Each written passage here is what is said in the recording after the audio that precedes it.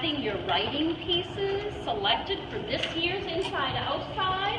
I know it's hard to get your piece in from year to year, so it takes some really good writing to be selected this year. So give yourselves a big round of applause.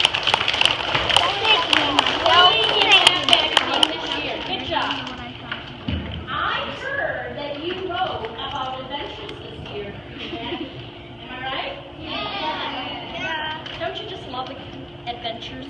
Yeah. Me too. I really love them.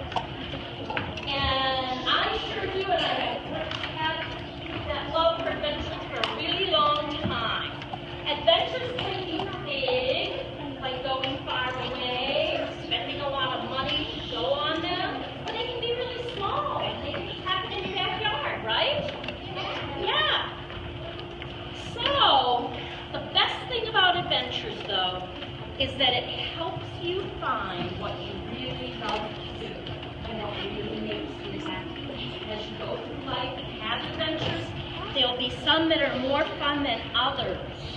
And that's really exciting, because when you get to be my age, then you pretty much have found out what really makes you happy and what you really like to do.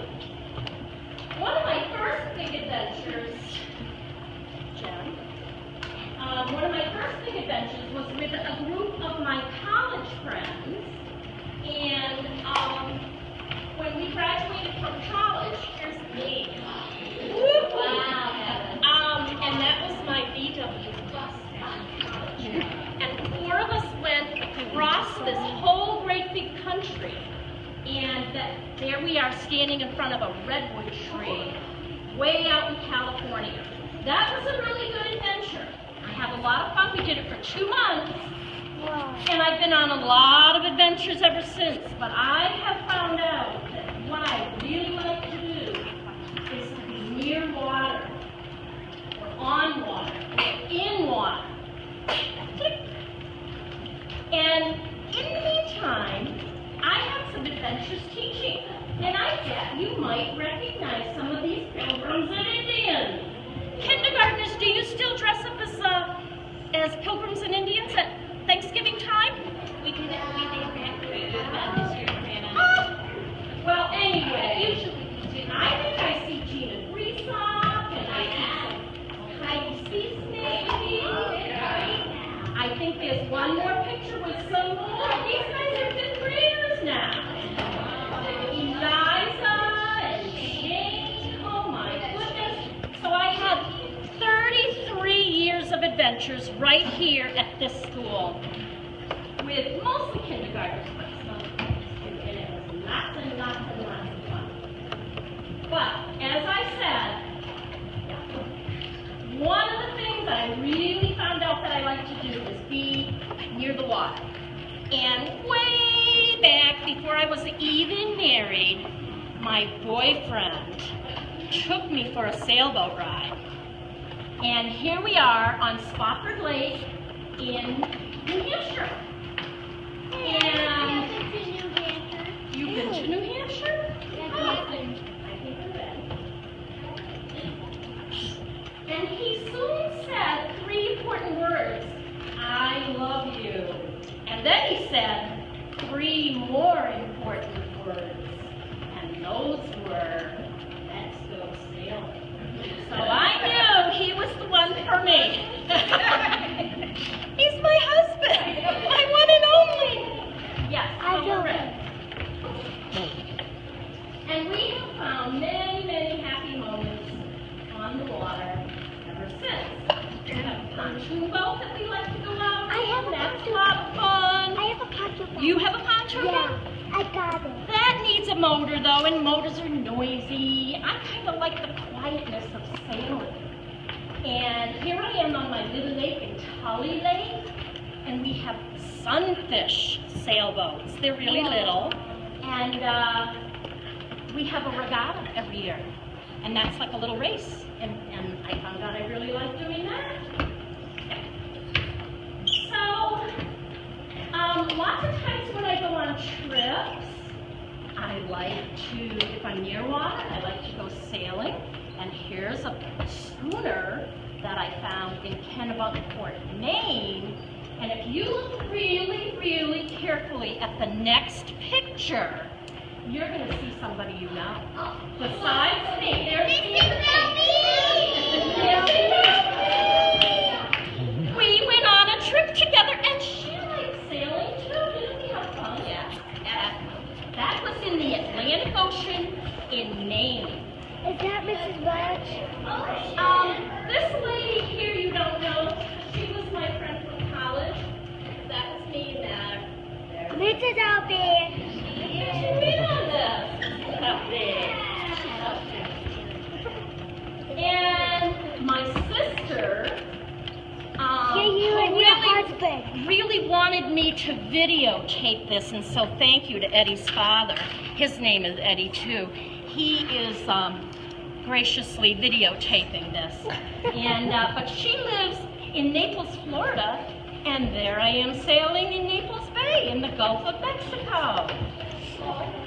All this time though, I haven't had my own boat. I have two very special people to me that live out in Washington State. And there's a wonderful, wonderful part of the ocean there called Puget Sound. And this is sailing in Puget Sound and looking at those beautiful mountains in the background. That's Molly. And I go out there to see Cal. He's my grandson. He's got a bike helmet on. And guess what? That's He is Molly's too. And he has one of those kind of bikes called a Strider, I think, a balance bike. And it has no pedals. You just sort of go along with your feet and you learn how to balance. It's very cool. He thinks he's a very cool dude when he wears his helmet. So I have Cal that I visit and sail with, and I had a new grandbaby in January, and that is Bonnie. And there she is, and she's 4 months old, and she's gonna like to sail too, I guess. I see 400. Yeah, because she's 4 months old. Or what? She's almost 5 months old. Okay. So then, I think a couple winters ago, another teacher here, her name was Mrs. Giroux, she and I decided we wanted to charter a boat in Naples, Florida, and sail it in the Gulf of Mexico. So we chartered this boat. It's called Not on Call. Here, I'll throw this away.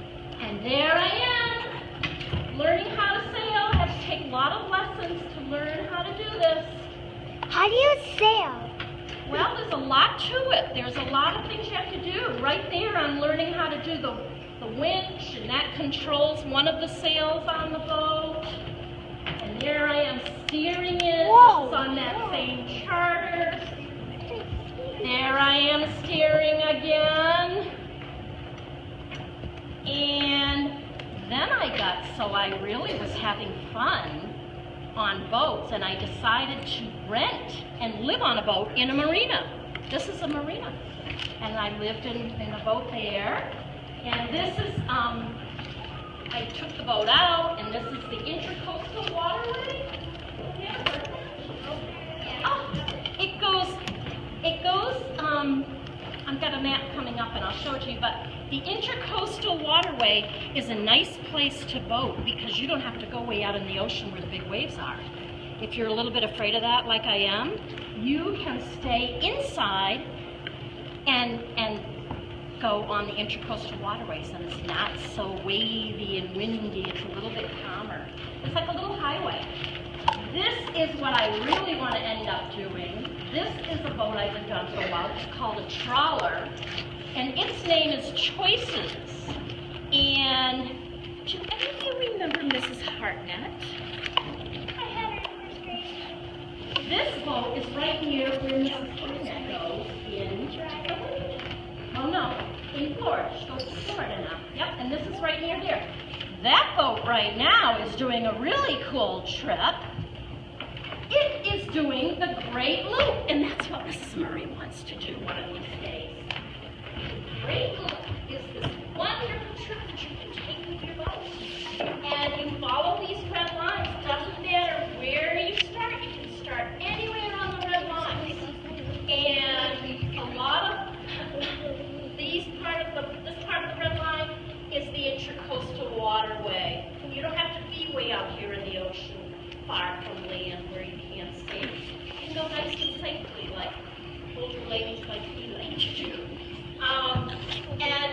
when you get to New York, you can go up the Hudson River.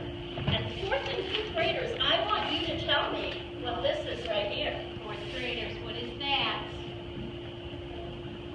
You know, Jerry? Erie Canal. Yes.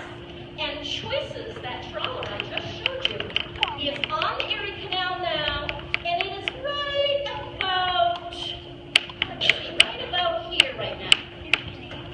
It started down here, and it came all the way up here, and then it got to be winter time, and so they left it at a marina in on Oneida Lake, and they just in the last couple of weeks have come back, gotten on their boat in the water, and now they're ready to continue on through the Great Lakes, and then down the Mississippi River, into the Gulf of Mexico, back down to Florida where they live.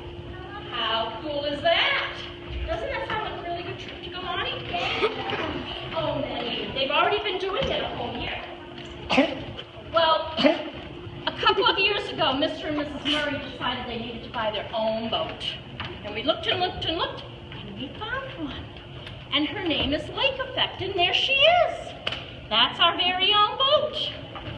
It's 26 feet long, and you can go down inside, and there's a little kitchen, which we call a galley, and a little bathroom, which we call a head, and up in here is a little beaver where you can sleep. It's tiny. It's really good for weekends. It's not good for living on. If we ever do the Great Loop, we'll have to get a much bigger one. Okay? And there she is. Last summer, we had her at Onondaga Lake Park Marina in Liverpool. Anybody ever been there before? Well, the very cool thing about this marina at Onondaga Lake Park is you can go anywhere in the world from there. If I wanted to do the Great Loop, I could leave right from Onondaga Lake, go into the Erie Canal, go to Buffalo, go to Albany, anywhere in the world from Onondaga Lake Park.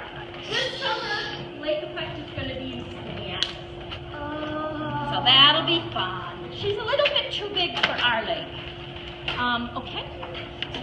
And one of my favorite things to do on the sailboat is do sunset cruises at the end of the day and watch the sunset. And that really is my happy place. The end of my presentation and the end of showing you the adventures I've been on so far. Maybe I'll come back sometime and do a continuance of all these adventures. Yeah. Well, thank you, Mrs. Murray.